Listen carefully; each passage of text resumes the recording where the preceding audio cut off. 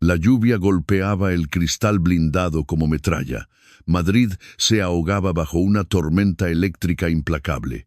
Dentro del despacho, el aire olía a cera cara y desprecio absoluto. Jason estaba sentado al final de una inmensa mesa de caoba, sintiendo cómo el frío del aire acondicionado se colaba por las costuras de su raída chaqueta de cuero. La prenda desprendía un leve rastro a aceite de motor Repsol y a sudor de horas de trabajo en el taller, un contraste violento con el ambiente hiperestéril de aquella codiciada firma de abogados en pleno barrio de Salamanca. Tenía 22 años, las manos llenas de microcicatrices por apretar tuercas y motores, y una deuda que le asfixiaba el pecho cada vez que intentaba respirar. Su padre estaba ingresado en una clínica privada de diálisis al sur de la ciudad, y el ultimátum de pago expiraba esa misma semana. Jason no estaba en este palacio de cristal por gusto. Estaba aquí por una única y desesperada razón: su difunto tío Robert. Robert había sido la oveja negra de la dinastía. Mientras el resto de la familia se engordaba con los millones de euros generados por viñedos de La Vega, el vasto imperio de vino andaluz que poseían, Robert había elegido el ruido, la grasa y el peligro. Había sido piloto de coches clásicos de rally en los años 80, un genio de la mecánica y un hombre ruidoso y excéntrico que odiaba profundamente la hipocresía de los suyos.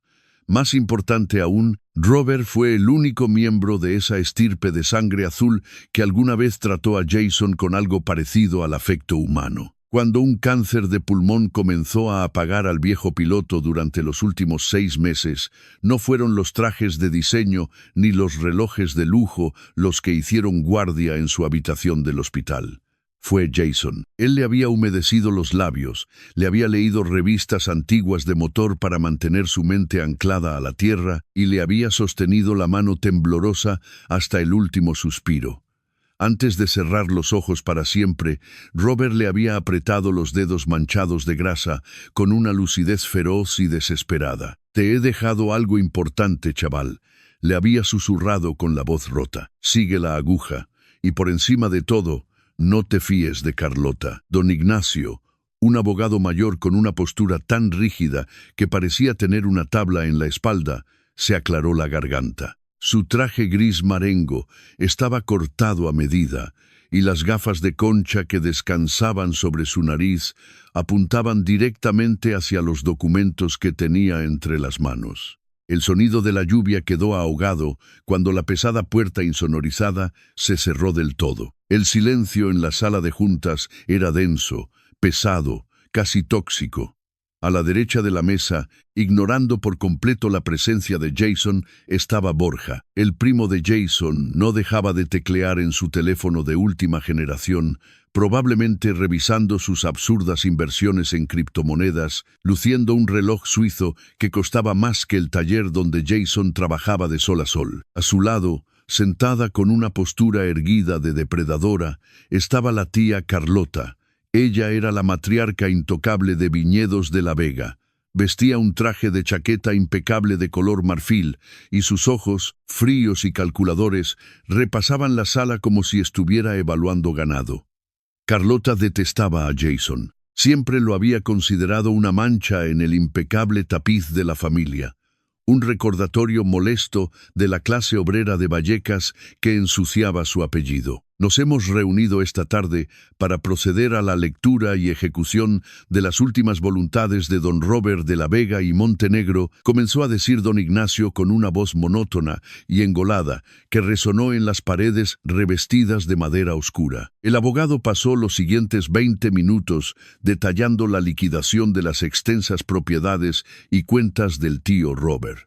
Para el creciente terror y desesperación de Jason, las inmensas fincas de viñedos en Andalucía y las propiedades rurales pasaron directamente y sin restricciones a manos de Carlota. Los activos líquidos, un portafolio asombroso de acciones y cuentas opacas en paraísos fiscales, fueron transferidos íntegramente a Borja. El corazón de Jason latía con fuerza contra sus costillas, bombeando pura ansiedad.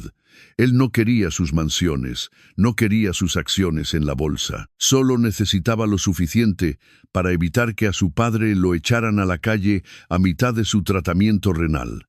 Solo necesitaba poder pagar el aviso de desalojo que llevaba doblado en el bolsillo del pantalón. Esperó, con las manos apretadas sobre las rodillas, los nudillos blancos de pura tensión. Y finalmente, don Ignacio ajustó sus gafas de montura gruesa, pasando a la última página del testamento. Y a mi sobrino Jason, quien me demostró compasión en la pista cuando los demás solo esperaban a que mi motor reventara, dijo el abogado leyendo textualmente. Carlota resopló de forma audible ante el insulto velado, cruzándose de brazos con disgusto.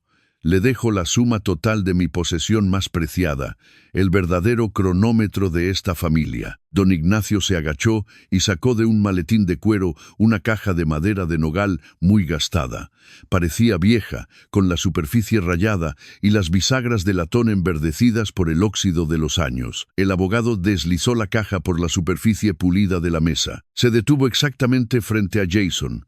Eso concluye la lectura, anunció don Ignacio, cerrando la pesada carpeta de cuero con un golpe seco. Una caja de madera vieja, se burló Borja, sin levantar la vista de su pantalla. Supongo que eso cubre las horas que pasaste limpiándole las babas en el hospital, chaval. Una carcajada cruel y silenciosa vibró en la garganta de Carlota. Jason ignoró la provocación, aunque la mandíbula le temblaba por la furia contenida. Desabrochó el pequeño pestillo de metal de la caja y levantó la tapa con cuidado. Descansando sobre un lecho de terciopelo podrido y descolorido, había un cronómetro mecánico de rally antiguo. Era pesado, fabricado en acero y latón, con el cristal de la esfera lleno de arañazos superficiales. Pero el problema más evidente era que estaba completamente roto. Las dos agujas principales, en lugar de girar libremente o marcar los segundos, estaban rígidamente atascadas, cruzadas en un ángulo antinatural, apuntando permanentemente hacia la posición de las 11 en punto. Era un amasijo de engranajes muertos. Era, a todos los efectos, un objeto de chatarra sin valor alguno. Una ola de náuseas y vértigo inundó el estómago de Jason. Había gastado sus últimos euros en el billete de metro para llegar hasta este barrio de millonarios, aferrado a una esperanza que acaba de hacerse pedazos. ¿Acaso el tío Robert había perdido la cabeza al final por culpa de la morfina? ¿Acaso su promesa de dejarle algo importante no era más que el delirio cruel de un hombre moribundo? Carlota se puso en pie, alisando la falda impecable de su traje. Le dedicó a Jason una mirada de lástima tan artificial que resultaba venenosa. Bueno, Jason, si andas corto de efectivo para el autobús de vuelta a tu barriada, estoy segura de que don Ignacio puede darte algo de suelto de la caja chica. Abrió su bolso de marca, sacó un billete de 50 euros con 2 dedos, como si estuviera tocando algo infectado, y lo dejó caer sobre la mesa de caoba. Cómprate algo de ropa, muchacho, hueles a calle. Jason no respondió. No miró el billete, no les dio la satisfacción de ver cómo su mundo se derrumbaba. Cerró la caja de madera de un golpe seco, se la guardó en el bolsillo profundo de su chaqueta de cuero, se dio media vuelta y salió del despacho, dejando atrás el aire asfixiante de la élite de Madrid para perderse de nuevo en la fría y lluviosa calle. Esa misma noche, solo en su diminuto y frío piso del barrio de Vallecas, Jason estaba sentado en el suelo de linóleo. Frente a él, sobre una mesa de centro coja, había una pila de cartas con sellos rojos de urgencia, avisos de impago del hospital, amenazas de corte de luz, facturas de la farmacia. El ruido del tráfico de la avenida rebotaba en las paredes delgadas, pero el silencio en la cabeza de Jason era ensordecedor. La caja de madera descansaba junto a las facturas. Una ira caliente, irracional y ciega estalló en su pecho. Él había amado a Robert. Había confiado en él, había creído que, de alguna manera, aquel viejo piloto rebelde iba a salvar a su padre. Agarró el pesado cronómetro de latón y en un arranque de desesperación pura lo lanzó con todas sus fuerzas contra la pared. El objeto de metal impactó con dureza contra el yeso, desconchado con un chasquido agudo y violento, rebotando hasta caer al suelo con un ruido sordo. Jason jadeó, arrepintiéndose al instante de su arranque de rabia. Robert era la única familia real que había tenido aparte de su padre, y acababa de destrozar su único recuerdo.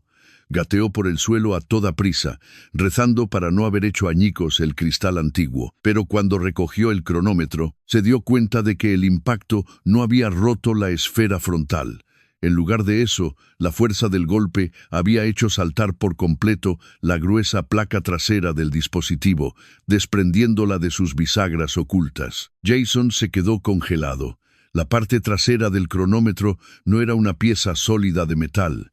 Era un doble fondo. Bajo la luz cálida y parpadeante del flexo de su escritorio, asomó el rostro a las entrañas expuestas del mecanismo. Aquello no era un reloj de rally normal. No había una espiral de cuerda estándar. El interior estaba repleto de una asombrosamente compleja matriz de engranajes de latón entrelazados, resortes diminutos y una segunda esfera oculta incrustada en la base. No era solo un cronómetro. Era un rompecabezas mecánico, una pieza de ingeniería brutal disfrazada de herramienta de carreras. Con muchísimo cuidado, conteniendo la respiración, Jason presionó el pulgar contra uno de los engranajes expuestos y empujó. El engranaje hizo clic con una precisión perfecta, le dio la vuelta al cronómetro. Las agujas, que antes parecían oxidadas e inamovibles, habían cambiado de posición. No estaban atascadas por el tiempo, estaban bloqueadas a propósito, y entonces lo vio. Grabada en la parte interior de la tapa trasera que había saltado, en una caligrafía microscópica que apenas era visible a simple vista, había una serie de números.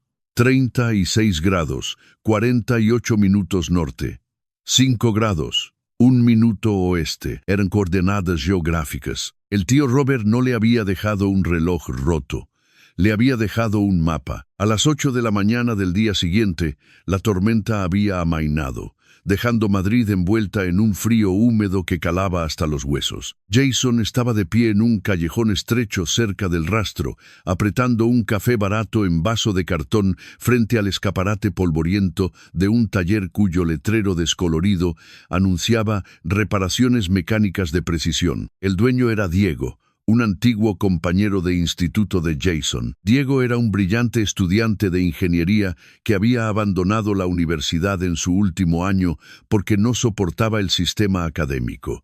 Un tipo cínico que vivía rodeado de placas base, engranajes de relojería y tazas de café a medio terminar. Cuando Jason entró en el taller, el aire estaba saturado con el sonido de docenas de relojes haciendo tic-tac y el olor acre del estaño para soldar. Diego miró a Jason por encima de unas gafas con lentes de aumento, deteniendo el soldador que tenía en la mano derecha. «Vaya cara llevas, currito», gruñó Diego, apartando un montón de cables para hacer espacio en el mostrador. «Me he enterado de lo de tu tío, el loco.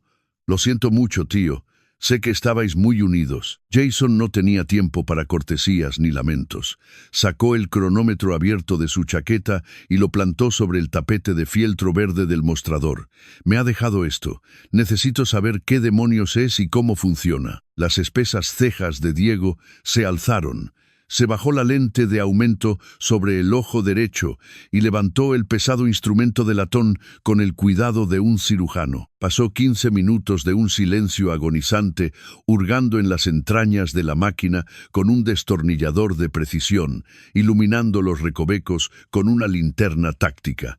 Finalmente, soltó un silbido bajo y prolongado. «Esto es una locura, chaval», murmuró Diego, sin apartar la vista de los engranajes. La carcasa exterior es de los años 60, material típico de rally, pero el mecanismo interno ha sido vaciado y reconstruido.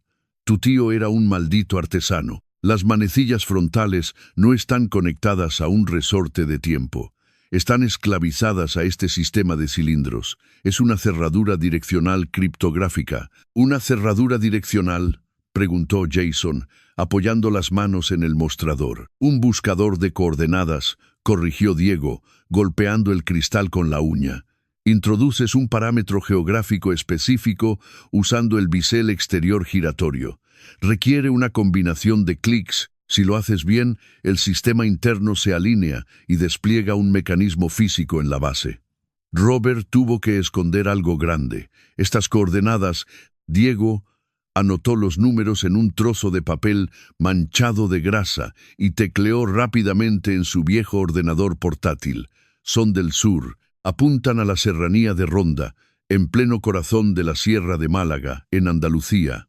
Es una zona montañosa, llena de barrancos y rutas perdidas. Jason miró fijamente los números en la pantalla de Diego. ¿Por qué en Ronda? Viñedos de la Vega tenía sus sedes de producción cerca de Jerez y otras zonas del valle, pero aquella sierra era terreno salvaje, escarpado, sin valor agrícola aparente. Hay algo más que deberías saber, advirtió Diego, y su tono cínico desapareció por completo, volviéndose sombrío. Le dio la vuelta al cronómetro y señaló con la punta del destornillador una serie de rasguños diminutos cerca de la bisagra principal. Alguien más ha intentado abrir esta preciosidad, y hace muy poco. Mira las marcas de las herramientas. Son agresivas, torpes. Quienquiera que haya manipulado esto antes de que ese estirado abogado te lo diera, estaba buscando la forma de entrar por la fuerza. La sangre de Jason se congeló en sus venas. Las palabras de su tío moribundo resonaron en su cabeza como un disparo. Por encima de todo, no te fíes de Carlota. Carlota sabía que el cronómetro era valioso. Sabía que Robert ocultaba algo, pero sus matones a sueldo no habían podido descifrar el mecanismo sin romperlo, así que permitieron que el testamento siguiera su curso, esperando que Jason fuera lo bastante estúpido como para guiarlos hasta el final del camino. En cuestión de horas, Jason había vaciado el límite de su última tarjeta de crédito para comprar 2 billetes en el tren de alta velocidad hacia Málaga. Diego, incapaz de resistir la intriga mecánica y sabiendo que su amigo necesitaba apoyo técnico, había cerrado el taller y se había unido a él. Si Robert había escondido algo allí arriba, dinero en efectivo, bonos o algún libro de contabilidad en la sombra que pudiera salvar al padre de Jason, estaba esperando en esas montañas. Y si Carlota iba detrás del reloj, estaban corriendo una carrera contra el tiempo. Llegaron a la estación María Zambrano y de inmediato alquilaron el vehículo más robusto que su escaso presupuesto pudo pagar, un viejo 4x4 lleno de abolladuras y con olor a tabaco frío, absolutamente necesario para sobrevivir a los caminos forestales no asfaltados que se adentraban en el corazón escarpado de la serranía de Ronda. El viaje fue una pesadilla de polvo y curvas cerradas.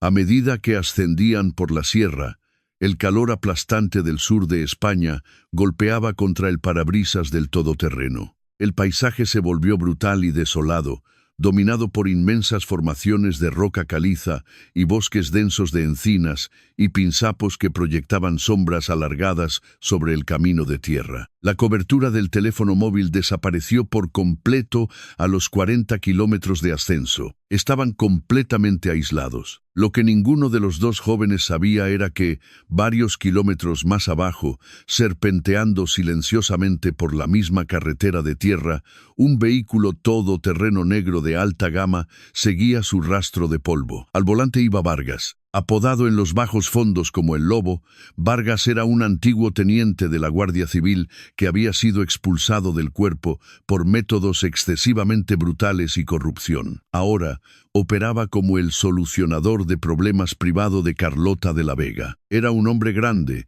de músculos tensos como cables de acero, con el rostro cruzado por una cicatriz vieja y una frialdad absoluta en la mirada. Carlota lo había enviado para asegurarse de que el chico de Vallecas hiciera el trabajo sucio de abrir el candado geográfico, antes de borrarlo del mapa para siempre. «Estamos muy cerca», dijo Diego, aferrándose al asa del asiento del copiloto, mientras el 4x4 rebotaba violentamente al esquivar un socavón del tamaño de un cráter. El GPS del coche murió hace media hora, pero según la topografía y las coordenadas del cronómetro, el punto exacto está cruzando esa masa de árboles viejos. Jason detuvo el motor. El silencio de la montaña cayó sobre ellos, pesado y absoluto, roto únicamente por el zumbido de las cigarras y el crujir de las ramas secas por el viento abrasador. Salieron del vehículo. El aire olía a tierra reseca, a romero salvaje y a siglos de aislamiento. Jason avanzó abriendo camino entre la maleza densa y espinosa, con el cronómetro de latón en una mano y una barra de hierro que había sacado del maletero en la otra, utilizándola como un machete improvisado para apartar las zarzas. Después de 20 minutos de caminata extenuante por una pendiente resbaladiza, la vegetación se abrió de golpe. Ante ellos se alzaban las ruinas monumentales de un antiguo monasterio del siglo XVII. Las paredes de piedra caliza estaban derruidas, devoradas por la hiedra y el musgo. Arcos de medio punto se sostenían de milagro contra el cielo azul y despejado. Era un lugar olvidado por Dios y por los mapas modernos. Robert compró esta ruina hace años a través de empresas fantasma, susurró Diego, maravillado por la inmensidad del lugar. Tu tío era un puto paranoico de manual. Jason. Nadie viene a este rincón de la sierra si no quiere esconder algo para que no lo encuentren jamás. Jason avanzó hacia lo que quedaba del claustro central del monasterio. En el centro exacto del patio de piedra, parcialmente oculto bajo una gruesa capa de tierra seca y escombros, vio algo que desentonaba violentamente con la arquitectura antigua. Era una inmensa puerta de escotilla de acero reforzado, plana y oscura, fundida directamente en los cimientos de piedra originales. Parecía la entrada a un búnker de la Guerra Fría. Jason se arrodilló sobre la escotilla, apartando la tierra con las manos desnudas. En el centro de la placa de acero colgaba un enorme candado moderno de titanio, pero junto a él, incrustada en el metal envejecido y oculta bajo una pestaña de hierro, había una cerradura anómala. No tenía una ranura para una llave normal, era un hueco profundo en forma de estrella de múltiples puntas. Jason sacó el cronómetro de su bolsillo. Sus pulgares, resbaladizos por el sudor, comenzaron a girar el bisel exterior, siguiendo los clics precisos de la latitud y la longitud. 1, 2, 3 clics a la derecha. 4 a la izquierda. Los engranajes internos gruñeron, despertando de un sueño de años. De repente, con un chasquido metálico rotundo, la base del cronómetro se expandió. Un cilindro de latón descendió, desplegando varias pestañas dentadas hasta formar exactamente una llave maestra en forma de estrella. Diego se arrodilló junto a él, con los ojos muy abiertos. Funciona, cabrón. Mete eso ahí dentro y veamos qué coño dejó tu tío. Jason acercó la base estrellada del reloj hacia la cerradura. Un crujido lento y deliberado de botas pisando la grava a sus espaldas detuvo en seco su mano. Yo no haría eso tan rápido, chaval. Resonó una voz grave, áspera y cargada de una amenaza letal. Jason y Diego se congelaron. Giraron la cabeza lentamente. Saliendo de la sombra densa que proyectaba uno de los muros derruidos del monasterio, apareció Vargas. Llevaba ropa táctica oscura, a pesar del calor asfixiante, y sus botas de combate no hacían ruido, pero lo que atrapó la vista de Jason no fue la cicatriz en el rostro del ex guardia civil, sino el arma negra y mate que sostenía con absoluta precisión militar. Una pistola con un silenciador enroscado en el cañón, apuntando directamente a la sien izquierda de Diego. La señora Carlota me dijo que eras un chico listo, Jason, dijo Vargas, esbozando una sonrisa torcida que no llegó a sus ojos. Y la jefa nunca se equivoca. Sabíamos que el viejo Robert guardaba aquí la basura de la familia, los trapos sucios que robó antes de morir. Solo necesitábamos que el perrito fiel trajera la llave. La mente de Jason trabajaba a 1000 por hora, el pánico mezclándose con una furia fría. Si Vargas se llevaba el cronómetro y abría la escotilla, Carlota destruiría lo que fuera que Robert hubiera dejado. Jason perdería su única oportunidad de conseguir el dinero, y su padre moriría en una sala de espera del servicio público. Aquí no hay nada más que piedras muertas, mintió Jason, con la voz tensa, tratando de cubrir la cerradura con su cuerpo. Dile a Carlota que ha tirado el dinero mandándote aquí. Vargas se rió. Un sonido seco y sin gracia. No lo creo, basura. Tu tío venía a estas montañas cada puto mes.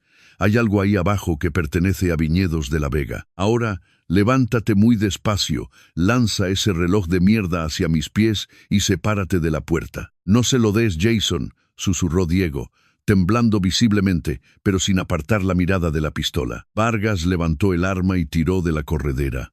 El sonido mecánico de la bala entrando en la recámara fue ensordecedor en el silencio de la sierra andaluza. No te lo estoy pidiendo, niñato, gruñó Vargas, la sonrisa desapareciendo de su rostro.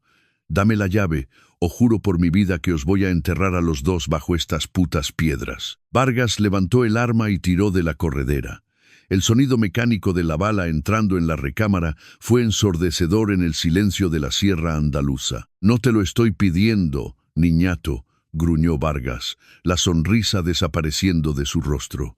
Dame la llave, o juro por mi vida que os voy a enterrar a los dos bajo estas putas piedras. La mente de Jason calculó las distancias en una fracción de segundo. El cañón negro de la pistola con silenciador estaba a menos de 2 metros de la cabeza de Diego. El calor aplastante del mediodía andaluz parecía haber paralizado el tiempo. Una gota de sudor frío resbaló por la nuca de Jason. Si le entregaba el cronómetro, Vargas los mataría de todos modos. Un mercenario de su nivel no dejaba testigos en una montaña aislada. Jason levantó las manos lentamente, manteniendo los dedos abiertos, mostrando las palmas en un gesto universal de rendición. El pesado cronómetro de latón colgaba precariamente de su mano derecha. «Vale, de acuerdo», dijo Jason, con la voz temblorosa, fingiendo un pánico absoluto.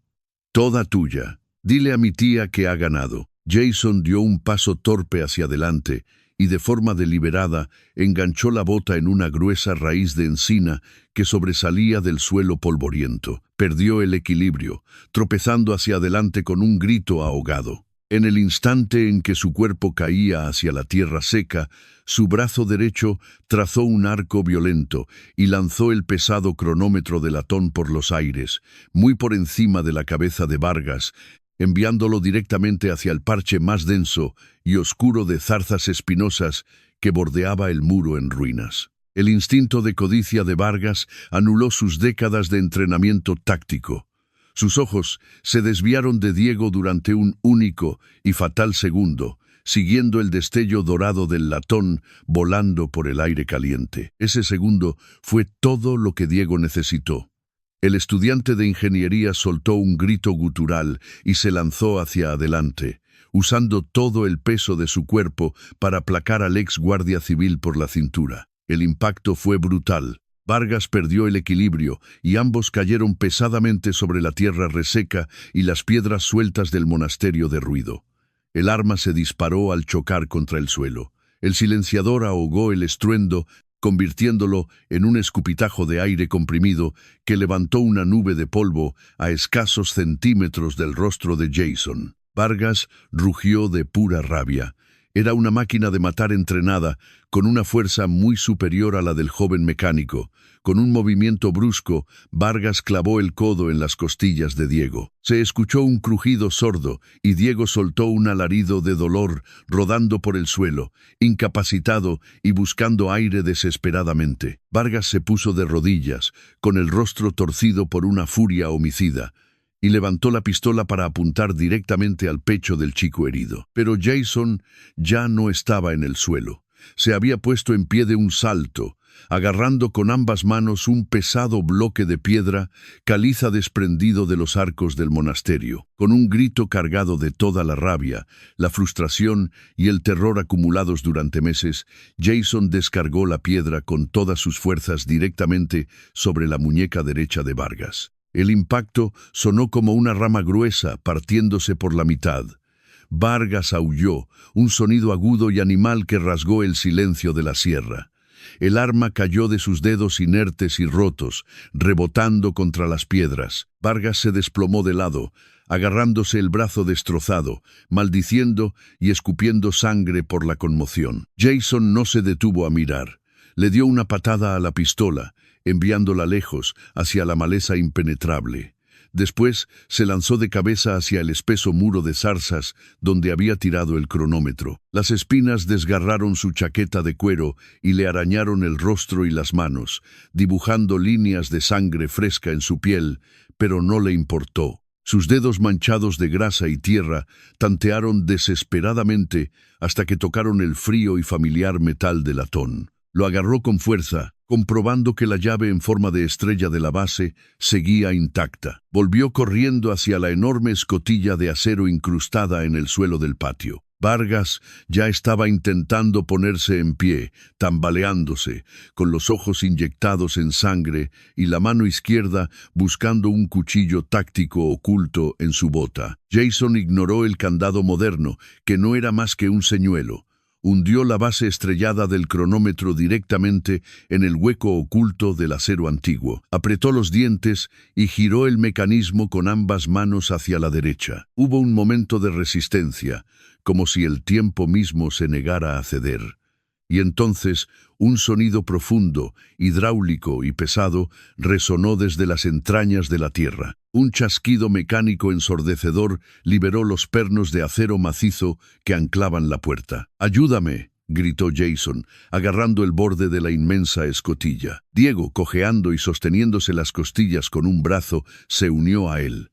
Juntos, tiraron con todas sus fuerzas. El sello de goma endurecida se rompió con un silbido de vacío, y la pesada placa de acero reforzado se alzó, revelando una oscura y estrecha escalera de hormigón que descendía hacia las profundidades de la montaña. «Entra ya», ordenó Jason, empujando a su amigo hacia la oscuridad. Jason se coló por el hueco justo cuando Vargas, arrastrando su cuerpo herido, se abalanzaba sobre la entrada con el cuchillo en alto.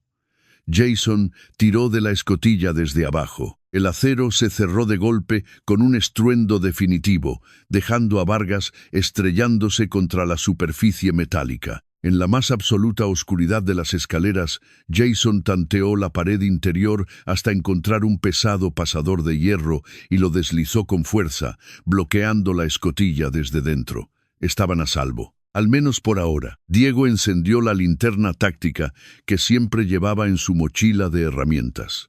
El potente haz de luz blanca cortó la oscuridad absoluta. No estaban de pie en un sótano polvoriento lleno de telarañas o barriles de vino podridos. Jason se quedó sin aliento. El haz de luz iluminaba una instalación inmensa, prístina y de vanguardia. Las paredes estaban revestidas de paneles de acero inoxidable que aislaban la humedad. En las esquinas, silenciosos deshumidificadores industriales zumbaban suavemente, alimentados por algún tipo de generador geotérmico o batería subterránea de larga duración. El aire no olía a tierra muerta, olía a papel antiguo, a ozono y a conservación meticulosa. «Esto no es una bodega», susurró Diego, maravillado, paseando la luz por la inmensa estancia. «Tu tío construyó una maldita cámara acorazada de grado militar en medio de la nada. El interior estaba organizado como un archivo histórico privado. No había lingotes de oro, ni fajos de billetes, ni obras de arte robadas. La sala estaba dominada por filas y filas de estanterías protegidas con vitrinas de cristal. Dentro de ellas reposaban miles de documentos. Había mapas topográficos inmensos, planos arquitectónicos amarillentos y pesados libros de contabilidad encuadernados en cuero gastado. Jason caminó lentamente por el pasillo central. La suela de sus botas manchadas de barro chirriaba contra el suelo de resina epoxi inmaculada. Se detuvo ante una mesa de exhibición iluminada por tenues luces LED que se encendieron automáticamente al detectar su movimiento. En el centro exacto de la mesa reposaba un conjunto de documentos frágiles. Eran los títulos de propiedad originales de 1937, los documentos fundacionales que establecían los límites geográficos y los derechos de explotación de viñedos de La Vega. Pero el nombre firmado, en la parte inferior de los contratos, no era el del abuelo de Robert. Jason se inclinó más cerca, limpiando el sudor de su frente para no manchar el cristal protector. Los documentos estaban firmados por un hombre llamado Leónidas, Junto a los contratos había una serie de cuadernos de campo repletos de diagramas botánicos detallados. Eran las fórmulas exactas para las técnicas de injerto de las vides, el secreto biológico que permitía a las uvas resistir las plagas y producir el vino más codiciado y caro de toda España. Todo el imperio, los millones de euros, las mansiones, el prestigio de la familia de la Vega se basaba íntegramente en la mente de este hombre, Leónidas. A un lado de los diagramas descansaba un diario encuadernado en cuero negro. Estaba abierto por una página fechada en octubre de 1940. La caligrafía pertenecía al patriarca de la familia de la Vega, el abuelo de Robert. Jason leyó la tinta descolorida. Su pecho se encogió y una sensación de horror puro comenzó a formarse en la boca de su estómago. Leónidas se ha vuelto un problema, leyó Jason en un susurro, sintiendo que la sangre le hervía. Amenaza con llevar los títulos de propiedad a las autoridades militares de la nueva dictadura. No me ha dejado otra opción. Tengo contactos en la dirección del sanatorio provincial. Lo van a ingresar esta misma noche bajo el diagnóstico de demencia severa e instintos subversivos. En esos pabellones, nadie sobrevive más de unos pocos años a los tratamientos de choque y alambre. Sus tierras son mías ahora. Sus viñas son mías. El nombre de Leónidas será borrado de la faz de la tierra. Dios santo, murmuró Diego, que se había acercado para leer por encima del hombro de Jason. Tu bisabuelo no fundó el imperio. Lo robó, traicionó a su socio, lo encerró en un manicomio de posguerra para que lo torturaran hasta la muerte y se quedó con todo el mérito. Toda esa riqueza de la que presume tu tía Carlota, toda esa actitud de superioridad moral, está construida sobre un cadáver y un fraude absoluto. Pero los ojos de Jason fueron arrastrados hacia un pequeño maletín metálico moderno de seguridad que reposaba en el extremo de la mesa. Pegado a la tapa del maletín había un sobre blanco inmaculado. Escrito en el sobre, con la letra caótica e inconfundible de su tío Robert, solo había dos palabras. Para Jason. Con las manos temblorosas, ignorando el dolor de sus nudillos magullados, Jason rasgó el borde del sobre. Dentro había una única hoja de papel mecanografiada. Mi querido Jason, si estás leyendo esto, significa que lograste descifrar el cronómetro. El mismo cronómetro de Raleigh que originalmente perteneció a Leónidas, el único recuerdo físico que quedó de él antes de que mi abuelo lo arrojara a aquel infierno. He pasado los últimos 20 años de mi vida escarbando en la basura de esta familia, cazando la verdad de nuestro pecado original. Construí este búnker en las montañas para proteger las pruebas de las garras de Carlota. Ella lo quemaría todo hasta los cimientos para proteger su estatus. Jason tragó saliva. La voz de su tío parecía resonar en las frías paredes de acero de la cámara. Pero los títulos de propiedad y las patentes de injerto no son el mayor secreto que mi abuelo intentó enterrar, continuaba la carta. Antes de ser arrastrado a ese manicomio, Leónidas tuvo un hijo, un niño que nuestra familia nunca logró localizar para silenciarlo. Pasé una década rastreando ese linaje perdido en los archivos eclesiásticos y los registros civiles de los barrios más pobres de Madrid. Descubrí que el último descendiente vivo de Leónidas estaba ahogándose en deudas, trabajando de sol a sol y viviendo en Vallecas. El corazón de Jason se detuvo por un instante. Las letras en el papel parecieron difuminarse. Yo no podía borrar el pasado, pero podía proteger el futuro. Me acerqué a tu padre, me aseguré de estar presente. Carlota siempre pensó que yo era un excéntrico que pasaba el tiempo con la clase obrera para molestarla. Ella nunca supo la verdad. Tú no eres un bastardo tolerado por la familia, Jason. Tu padre no es un don nadie. Vosotros sois los tataranietos directos de Leónidas. Vosotros sois los verdaderos dueños. Las rodillas de Jason amenazaron con ceder. Se agarró con fuerza al borde de metal de la vitrina para no caer. El hombre que estaba conectado a una máquina de diálisis en una clínica de barrio, el hombre que se había partido la espalda durante 40 años para pagar el alquiler, era el heredero legítimo de una fortuna incalculable. La tía Carlota y el engreído de Borja no eran más que unos parásitos viviendo en una mansión robada. Carlota cree que ha heredado el imperio, concluía la carta. Pero dentro de este maletín metálico encontrarás un fideicomiso legalmente blindado e irrevocable que establecí antes de morir, junto con los resultados de las pruebas de ADN forense que demuestran vuestro linaje sin dejar lugar a dudas. Como único heredero de las patentes y tierras robadas de Leónidas, no posees una pequeña parte de viñedos de la Vega. Jason, tú lo posees todo. Hazles pagar. Jason levantó la vista, mirando hacia los recovecos oscuros de la cámara acorazada. El peso de 100 años de mentiras, sufrimiento y sangre acababa de caer sobre sus hombros. Ya no era un mecánico aplastado por las deudas, era el dueño legítimo de un imperio, y tenía el poder absoluto para destruir a la mujer que había intentado pisotearlos. Jason, la voz de Diego, fue un siseo urgente y aterrorizado que rompió el silencio de la sala. Diego estaba de pie junto a la base de la escalera de hormigón, apuntando el haz de su linterna hacia la pesada escotilla de acero que habían bloqueado. «Tenemos un problema muy grave». Un sonido ensordecedor y rítmico comenzó a reverberar por el hueco de la escalera. Alguien estaba golpeando el metal desde fuera, pero el sonido cambió rápidamente. Ya no eran golpes de frustración, era el rugido constante e infernal de un soplete industrial de corte térmico. «Vargas no va a rendirse», dijo Jason, con la voz temblando ligeramente mientras metía a toda prisa la carta de Robert, el fideicomiso con las pruebas de ADN y el diario de 1940 en su mochila de lona. «Esa puerta es acero de grado militar. Tardará días en abrirla». «No necesita abrirla del todo», gruñó Diego, retrocediendo mientras tosía.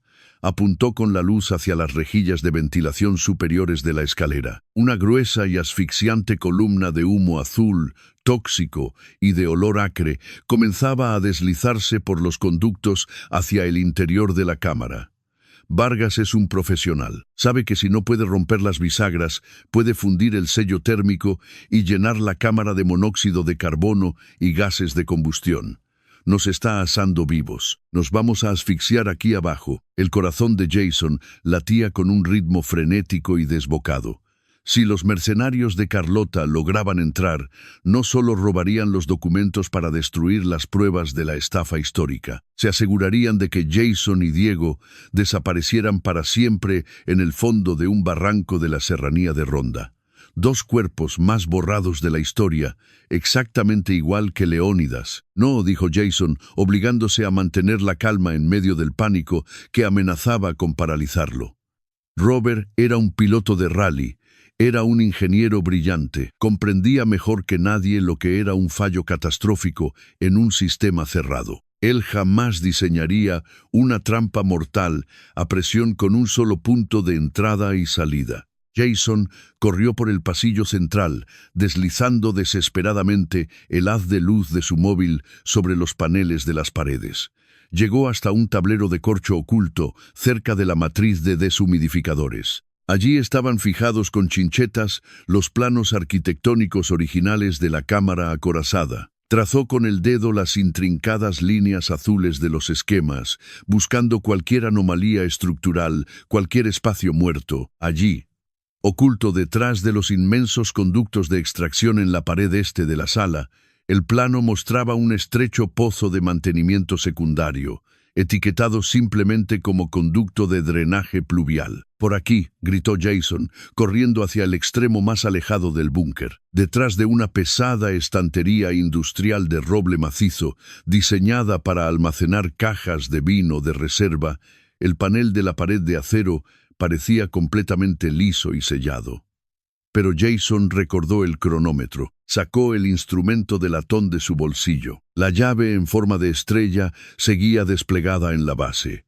Buscó frenéticamente por la superficie lisa del acero hasta encontrar una levísima hendidura circular oscurecida bajo lo que parecía la cabeza de un remache falso. Jason hundió la base del reloj en la ranura y giró con todas sus fuerzas hacia la izquierda. Con un profundo y estremecedor crujido de engranajes ocultos, una sección entera del muro de acero de 2 metros de alto se desencajó de su marco y se abrió hacia afuera. Reveló una tubería de hormigón estrecha, negra como la boca de un lobo, que se inclinaba bruscamente hacia arriba en un ángulo de 45 grados. Una ráfaga de aire exterior, cargado con el olor a humedad y a tierra fría, entró a raudales en la asfixiante cámara. En ese mismo instante, desde la parte superior de las escaleras, una lluvia de chispas naranjas y metal fundido cayó en cascada. El pasador principal de hierro gimió agónicamente cuando la temperatura extrema del soplete térmico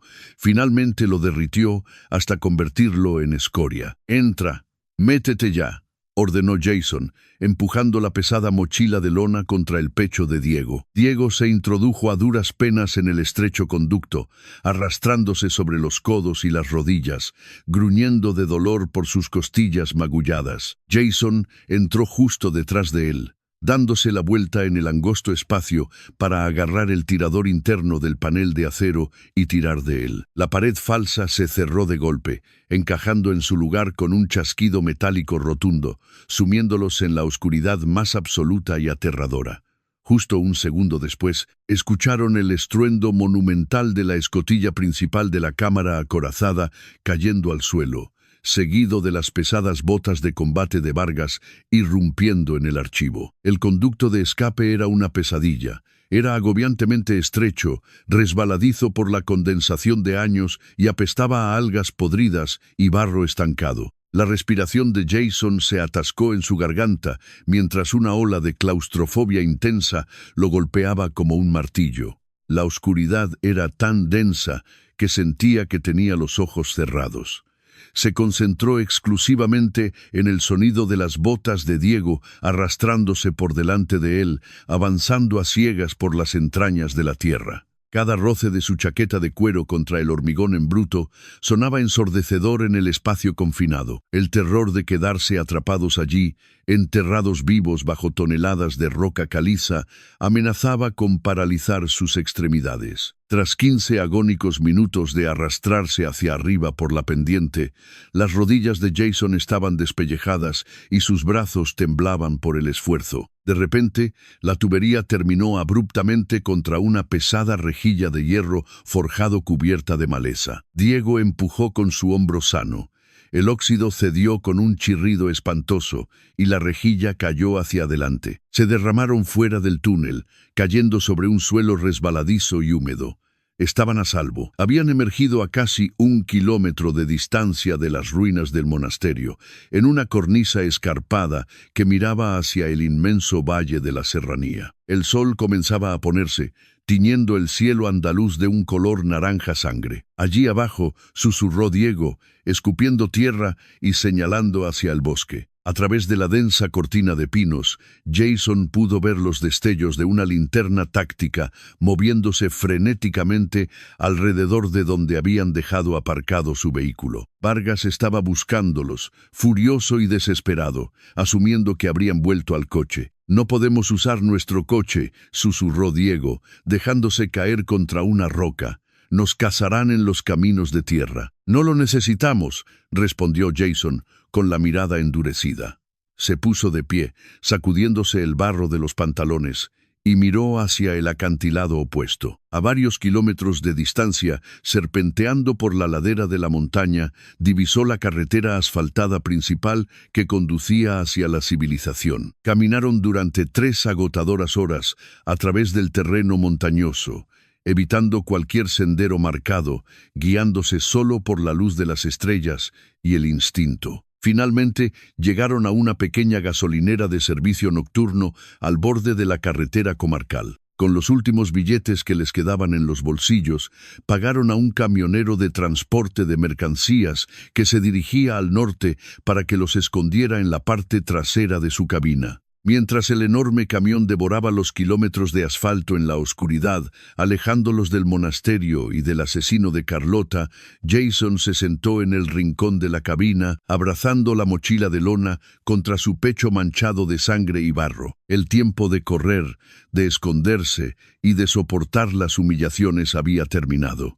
Era hora de volver a Madrid, era el momento de ir a la guerra. 70 y 2 horas más tarde, la atmósfera en el interior de la sala de juntas del ático de don Ignacio, en el barrio de Salamanca, era eléctrica, cargada de una arrogancia tóxica y victoriosa. La inmensa mesa de caoba estaba repleta de copas de cristal tallado llenas del champán francés más caro del mercado. Carlota estaba sentada en la cabecera de la mesa, luciendo un traje de alta costura negro que resaltaba su aura de poder absoluto. Su sonrisa era depredadora, la expresión de alguien que cree haber borrado a todos sus enemigos de la faz de la tierra. A su lado, Borja, su hijo, deslizaba perezosamente el dedo por la pantalla de una tableta electrónica, configurando los detalles del interior de un coche deportivo de lujo que planeaba comprarse esa misma tarde. Don Ignacio estaba de pie frente a ellos, repasando el montón de documentos encuadernados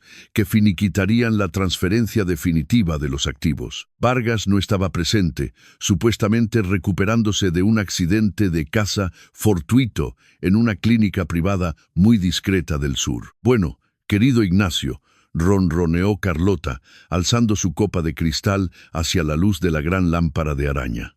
«Creo que esto concluye definitivamente el desagradable asunto de la herencia de mi difunto cuñado. Es una lástima que el pequeño mecánico de Vallecas no haya podido asistir para firmar la renuncia oficial de contestación del testamento, pero supongo que nunca tuvo el estómago necesario para lidiar con el mundo real de las finanzas. Seguro que está llorando en su taller de mala muerte». «Así es, señora de la Vega», respondió don Ignacio, con una inclinación respetuosa, agarrando su sello oficial de notario. «La transferencia total a su holding privado está lista para ser validada y sellada por el colegio oficial». Las inmensas puertas de roble macizo de la sala de juntas se abrieron de una patada con una fuerza tan destructiva que las pesadas manijas de bronce se incrustaron en el yeso de las paredes, provocando un estruendo que hizo temblar el cristal de las ventanas. El silencio que cayó sobre la sala fue absoluto y aterrador. Jason estaba de pie en el umbral de la puerta.